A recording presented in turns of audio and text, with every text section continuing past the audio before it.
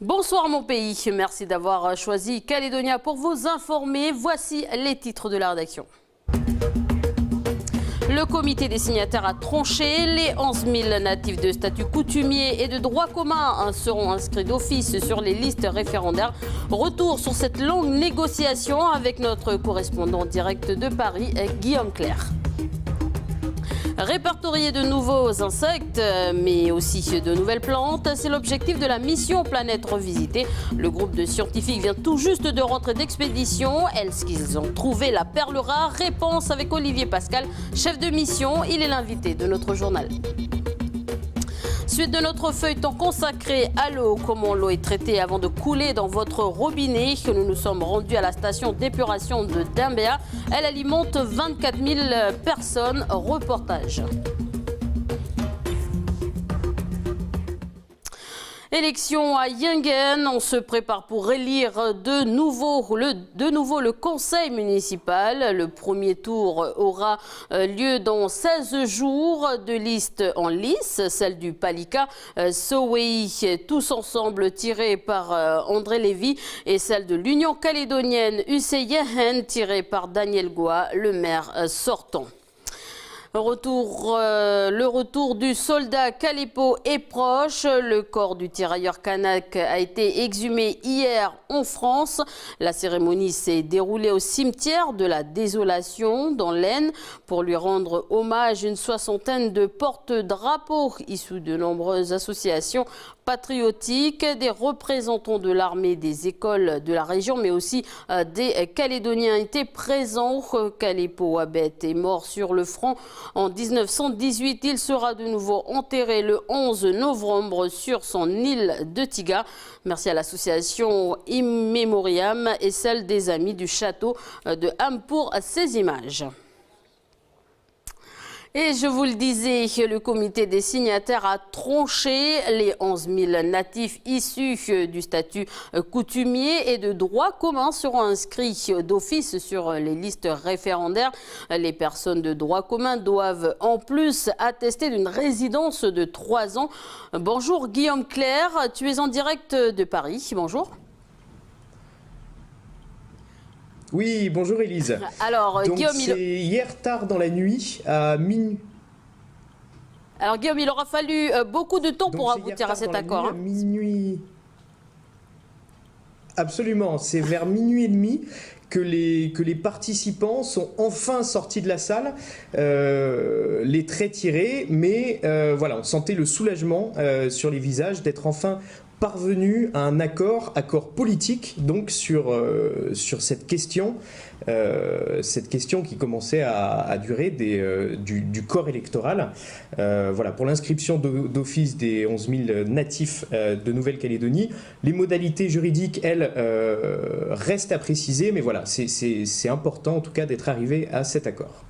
Merci Guillaume pour ces précisions. On te retrouve à la fin de ce journal, savoir ce qu'il va se passer aujourd'hui lors de la réunion sécurité-justice. Mais avant cela, je vous propose de revenir sur la première journée de travail et les réactions de nos politiques. Nous avons ce soir un accord politique. Et peut-être au-delà de cet accord politique, nous avons une confiance. C'est au moins aussi important. Il nous reste du travail. Et ce travail, il est difficile. Car l'exercice dans lequel l'ensemble des partenaires est engagé depuis plusieurs années, depuis les accords de Matignon, puis les accords de Nouméa, est un exercice incroyablement important pour la Nouvelle-Calédonie, incroyablement ambitieux et d'une certaine façon incroyablement audacieux.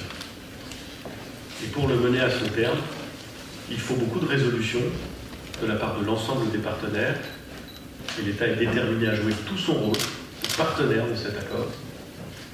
Et il faut aussi beaucoup de confiance. Tous les natifs du pays seront inscrits d'office sur la liste électorale générale et par conséquent sur la liste électorale spéciale.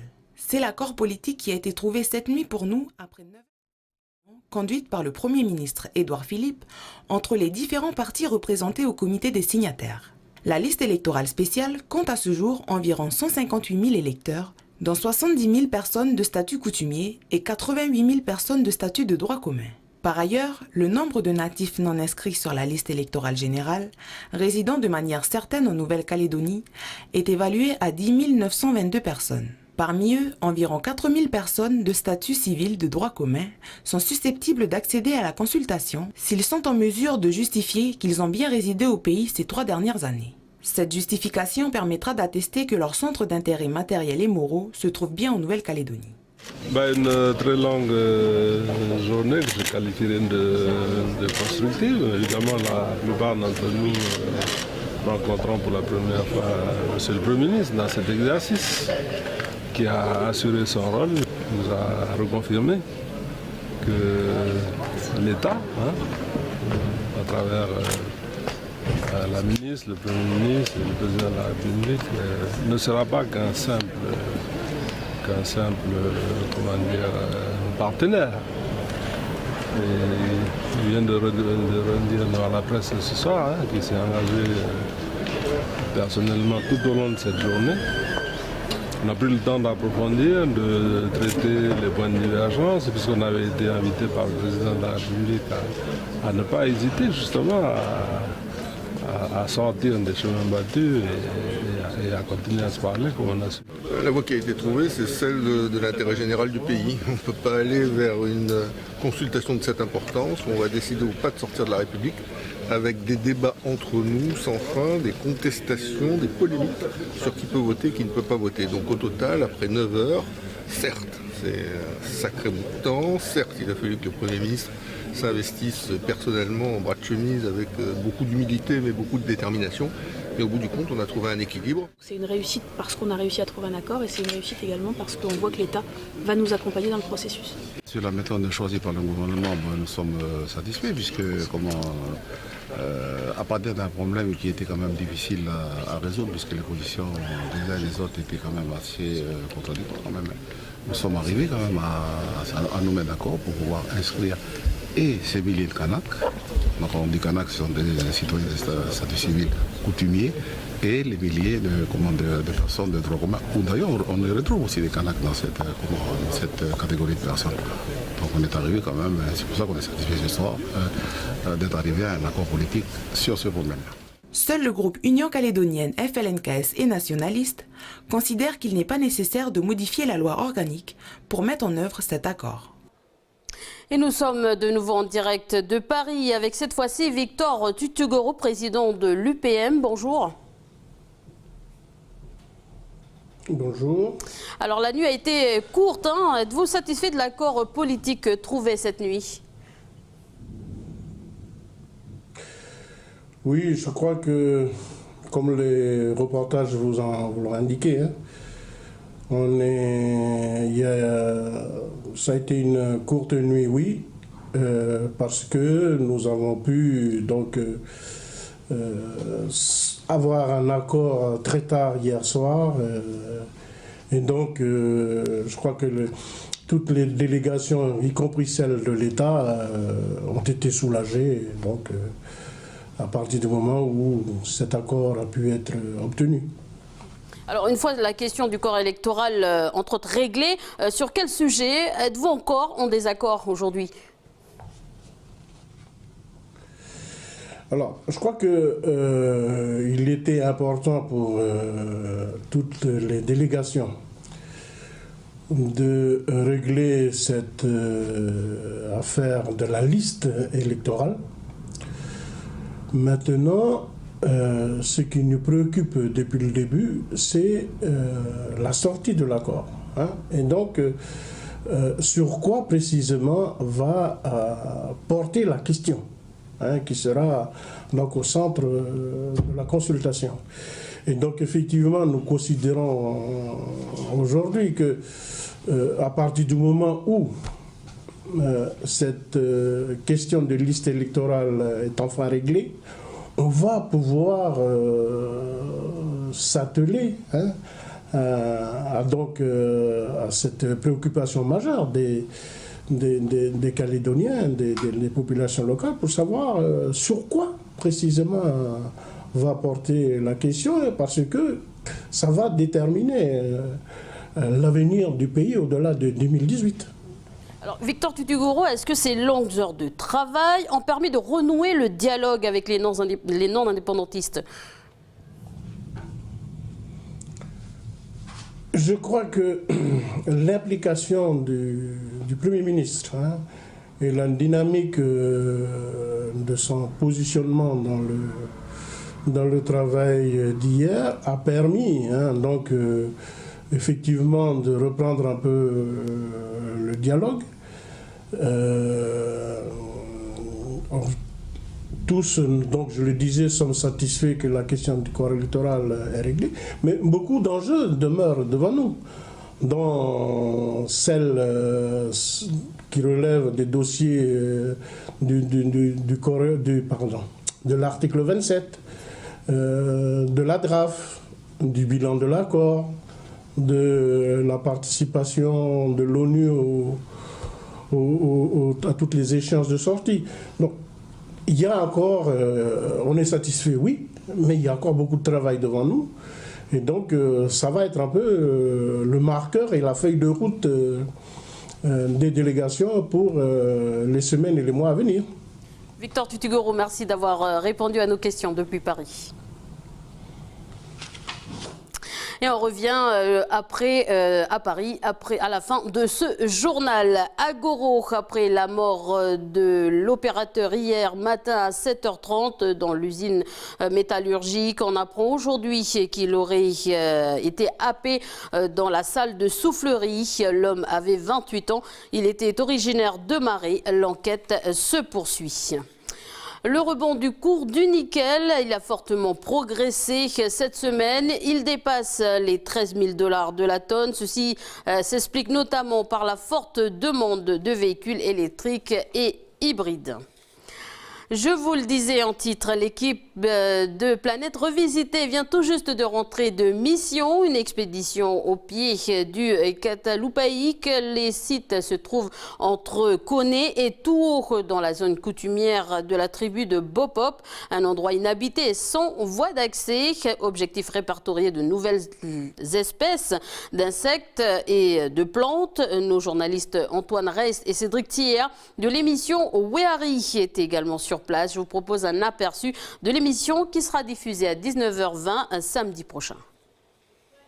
Ceux qui recyclent le bois en fait dans la forêt, le bois mort, vous voyez, il finit par être pulvérulent, il est troué de toutes parts parce qu'il y a des insectes qui se sont développés dedans. Et il y en a peut-être encore qui se développent dedans.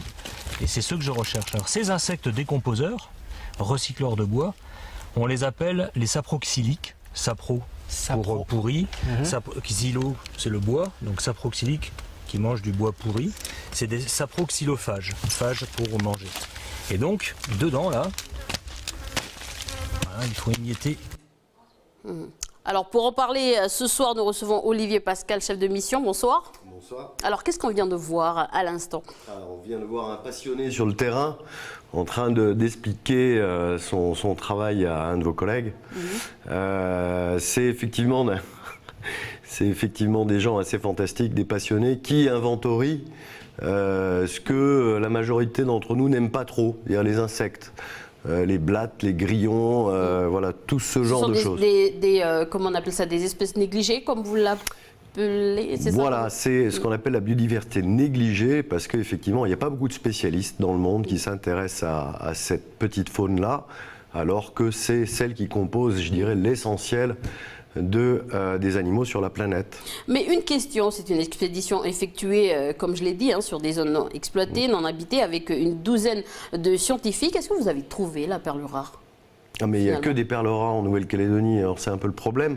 Chaque fois qu'on change de massif, de vallée, de montagne, de rivière, on trouve des insectes, des bêtes qui sont différentes de la région d'à côté. C'est-à-dire, est-ce qu'on peut donner un exemple ce soir? Par exemple, Tony Robillard, qui travaille sur les grillons, a trouvé déjà, on sait, à Lahaut-Pigné et également au pied du Cantaloupaille, des espèces nouvelles. Parce que c'est quelqu'un qui connaît très très bien ce groupe et il est capable de dire en arrivant sur un terrain, ça, je ne le connais pas, c'est nouveau. Alors, les espèces négligées, est-ce que vous pouvez nous en dire un peu plus sur ces espèces? Alors, c'est en gros les invertébrés. Donc Planète Revisitée, c'est une opération qui couvre le marin et le terrestre. Donc il y a les invertébrés marins, c'est les crustacés, les crevettes, les mollusques, etc. Et on a des équipes qui travaillent là-dessus. Et puis pour le terrestre, l'essentiel, c'est les insectes. Donc c'est toute cette petite faune, des abeilles, des mouches, etc. qu'on capture et qu'on essaye d'identifier en revenant au laboratoire à Paris. Alors c'est une expédition exclusive, hein. C'est la première fois que vous étiez sur ces sites-là. Oui, et notamment... Inexploré, c'est bien ça? Inexploré. Il y a eu quelques biologistes qui sont allés au Catalupaic, mais par exemple, on a avec nous un botaniste qui a été le responsable de l'herbier à Nouméa pendant 7 ans et qui n'avait jamais eu l'occasion d'aller là-bas. Donc là, il était très content de pouvoir aller dans des endroits un petit peu difficiles d'accès. Alors pour terminer sur cette interview, quelle est la suite de cette expédition?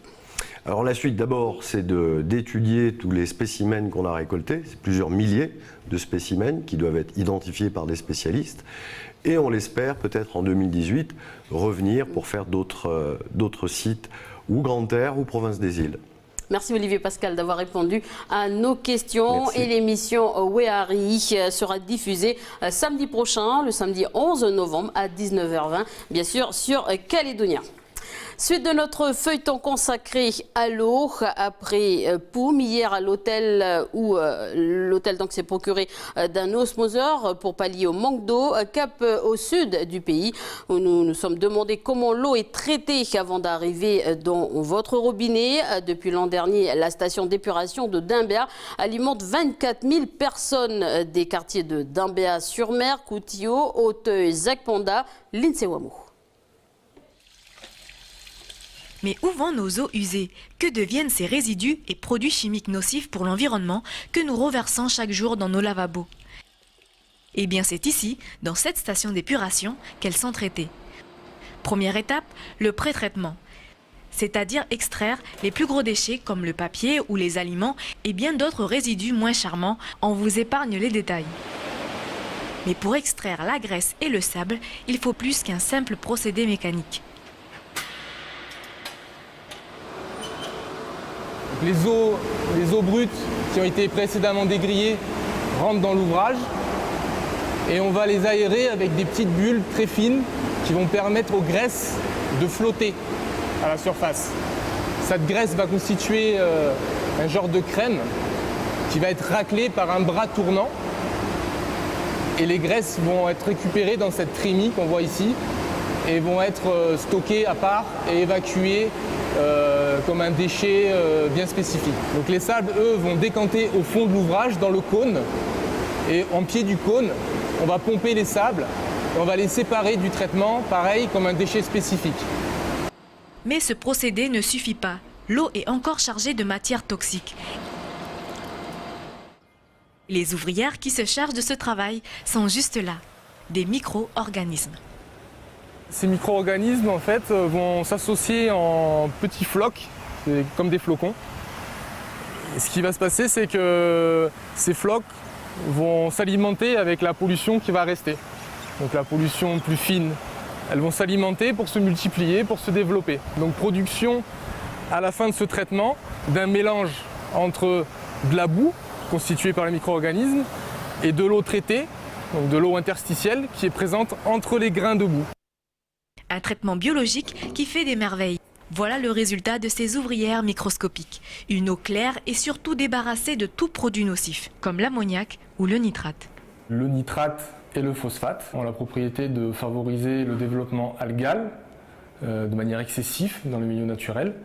Et ces algues, en trop grande quantité, peuvent réduire la quantité d'oxygène disponible pour les animaux qui respirent, comme par exemple les poissons. L'eau traitée finit sa course dans une baie plus loin. Aujourd'hui, la station de Dimbéa assure le traitement pour 24 000 personnes, mais bientôt, celle-ci pourra le faire pour près de 72 000 habitants. Et comme d'habitude, du football sur Calédonia. Demain à 17h, Yingen affrontera AGJP. L'équipe de Félix Tagawa consolidera sa première place. Et à 20h, Magenta FC Beleb. Magenta fera tout pour gagner afin de conserver sa deuxième place. Alors comme on le voit sur ce classement, Yingen est en tête du classement avec 69 points. Suit derrière Magenta et Tiga avec 61 points pour les deux équipes.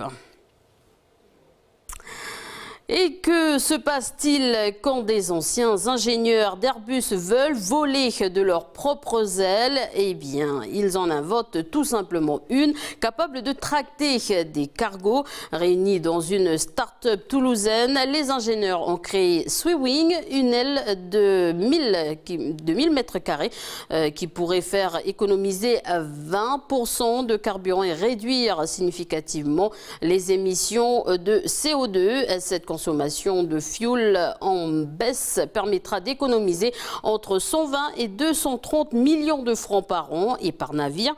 Elle serait pilotée automatiquement par un ordinateur. Leur premier prototype sera dévoilé dans les jours qui viennent et en 2019, il devrait équiper les navires de fret utilisés par Airbus pour transporter son matériel. Voilà, des images préparées par Prosper Poigou. Et je vous rappelle l'information principale dans ce journal. Un accord a été trouvé entre nos élus sous l'égide du Premier ministre Édouard Philippe.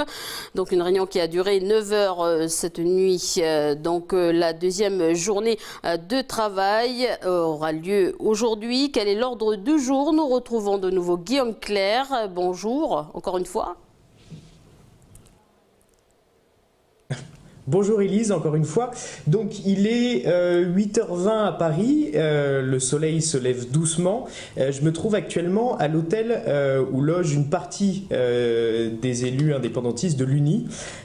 Donc c'est un programme, voilà, ce qui les attend aujourd'hui, c'est d'abord un comité technique à 9h du matin au ministère des Outre-mer. Ils vont retrouver la ministre Annick Girardin. On va discuter, alors, des modalités pratiques, de financement de projet. Ensuite, à 16h30, ils ont une réunion de sécurité au ministère de l'Intérieur, place Beauvau, où on va parler notamment de la lutte contre les blue boats et puis aussi voilà, de financement de projets divers. Mais alors vraiment, en croisant les élus ici, tous sont très satisfaits de l'implication du Premier ministre hier, voilà, qui est resté pendant 9 heures dans la salle de 14h à minuit. Il parle d'agréables surprises, de quelqu'un de dynamique qui est impliqué dans le dossier calédonien pour faire avancer les choses. Et d'ailleurs, le ministre leur a annoncé voilà, qu'il viendrait fin novembre sur le Caillou, sur le terrain. Merci Guillaume Clerc pour toutes ces précisions. C'est la fin de ce journal. Merci de votre attention. Je vous souhaite un très bon week-end et n'oubliez pas, demain à partir de 17h, du football sur Calédonia. Bonne soirée.